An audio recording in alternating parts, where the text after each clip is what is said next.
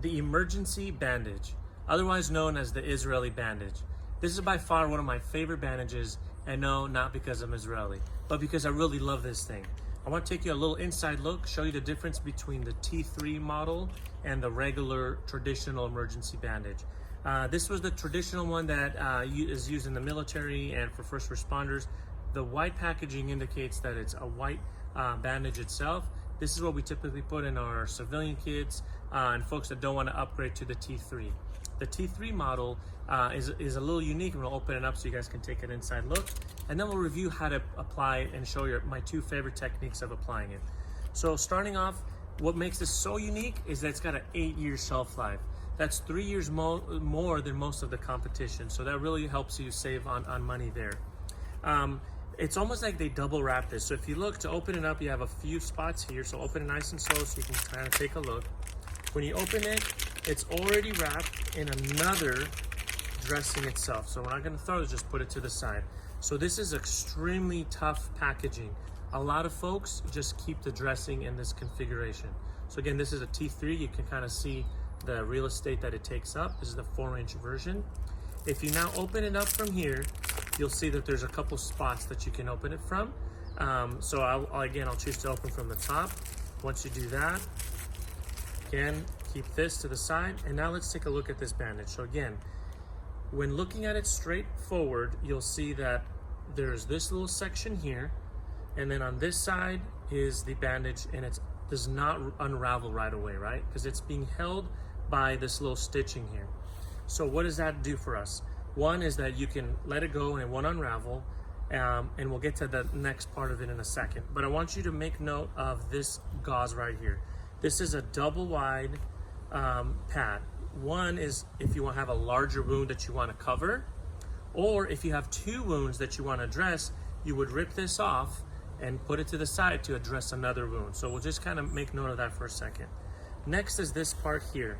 This part has a gauze that you can use for packing, for wound packing, or in conjunction with this, you can have a whole separate bandage in addition to this. So not only are you getting 1 bandage, you're getting 2 in essence. Or you leave this gauze inside for extra pressure if you didn't need it, and then you would leave this other pad on the inside. So now let's take a look at how we use this, and I want to show you here the 2 most common techniques of applying this bandage. So I'm going to place it down here, and I want you to make note of this applicator. This is the pressure bar that allows you to increase the pressure. So I want you to remember to put it over the wound. So if the wound is in this area, you're going to put this over the wound. I'm now going to unravel this, so you see I have to rip on it. And my first loop, the most traditional way of putting this bandage is to go, this is technique number 1, to go through the applicator bar, pull nice and tight, and then bring it back on itself. This creates a mechanical advantage here that creates pressure, and then I'm going to continue to wrap this bandage. Okay, I'll finish it off with this, the bar here on one of these, but I want to show you the other method that's completely acceptable, and I actually like this method a little better. So I'll unravel it, re-ravel it, go through the bar here.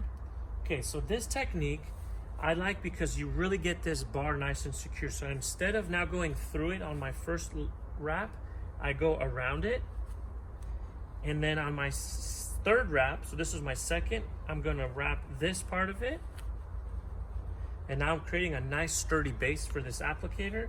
And then on this 4th wrap, this is where now I go back onto it to get that mechanical advantage.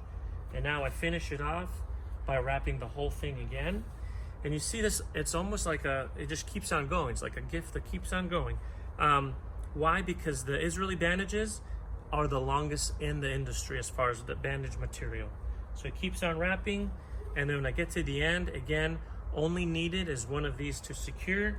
And you'll see here, I'll capture it with 1, at least on the 2 behind the top one, and then you're good to go. So this is the Israeli bandage, otherwise known as the Israeli, and we love it. Not just because it's Israeli, but because it's great. Thanks for watching. Let's save lives together.